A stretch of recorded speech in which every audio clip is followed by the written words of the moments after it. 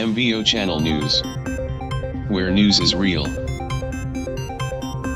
News update. Message of President Dart Hage-Geingob on the occasion of the 45th anniversary of the Cassinga massacre today, May 4, 1978. Hundreds of precious and innocent Namibian lives were lost and many were left with permanent physical and mental scars, following a brutal and despicable cowardly attack by the illegal apartheid South African Occupation Army. Cassinga settlement was a reception center in southern Angola for Namibians fleeing from the illegal colonial forces. The majority of the community were women, children, and the elderly, and not combatants. They paid with their lives the ultimate price for the independence and freedom we are enjoying today.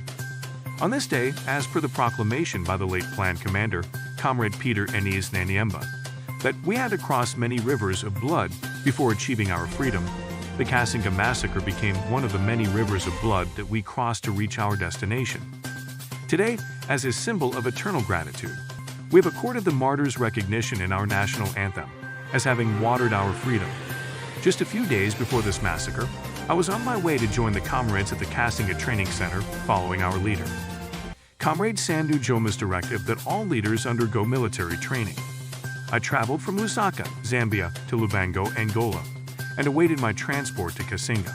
One comrade, a nurse that we called Dr. Shiniafa, arrived with a truck, but refused to take me to Cassinga. He said it was too late and that traveling at night was unsafe. I protested vehemently, but Dr. Shiniafa stood his ground and refused to take me. I was very angry. Only a few days after this incident, Cassinga was attacked and I realized that Comrade Shiniafa saved my life. Today, therefore, many of us not only appreciate the depth and height of the sacrifices that our fallen heroes and heroines have made, but we also understand the need to maintain peace, unity, and freedom that their sacrifices brought for us as Namibians. The occupying South African forces carried out the attack with the objective to instill fear and discourage the continuation of Namibia's liberation struggle under the vanguard leadership of the SWAPO party.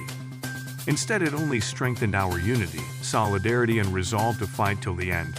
Today, we also remember the selfless solidarity of the people of Angola, the people of Cuba, and the people of the former Soviet Union, which is now the Russian Federation, and all the progressive internationalist forces that stood with us during this darkest hour in the history of our nation. In particular, we thank the Cuban people and their leaders who, during the Cassinga attack on May 4, dispatched a contingent of Cuban internationalist forces based at the Chimutate garrison. They heroically defended the helpless Namibian refugees at Cassinga against the numerically strong but weak and cowardly South African aggressors. Our Cuban comrades fought with great valor and selflessness, and many were killed and wounded. Cuba has paid for our freedom with their precious blood and has not asked for anything in return. In the words of the late El Commandant Fidel Castro, "You had no other interest than the liberation of our people and to return the remains of your fallen comrades." Indeed, Cuba is a country whose debt we can never repay, for the blood of Cuban martyrs waters our freedom. And the value of our freedom is priceless. Our father of the Namibian Revolution, Comrade Sandu Joma, once said, "Their sacrifices must inspire all Namibians who were fortunate and privileged to witness the dawn of independence and indeed future generations, to build a better Namibia, where all her people can realize their fullest potential." Today, as we remember our fallen heroes and heroines and the survivors who are still with us, let us commit to holding hands and work together to bring about economic transformation in Namibia. This is not only a day to commemorate the selfless acts of sacrifice, but it is also a day for us to reaffirm our patriotism and foster a true sense of pride and duty towards our nation.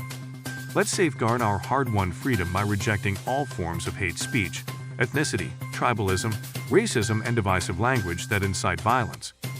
We should redouble our efforts and overcome the second phase of the struggle, that of economic liberation, guided by the same spirit of unity of purpose and camaraderie as one Namibia and one nation. Indeed, their heroic sacrifices will continue to inspire us as we build a more inclusive, united, and prosperous Namibian house. In honor of Cassinga Day, I thank you all, the living and the fallen veterans, heroes, and heroines of our liberation struggle. Long live the Republic of Namibia!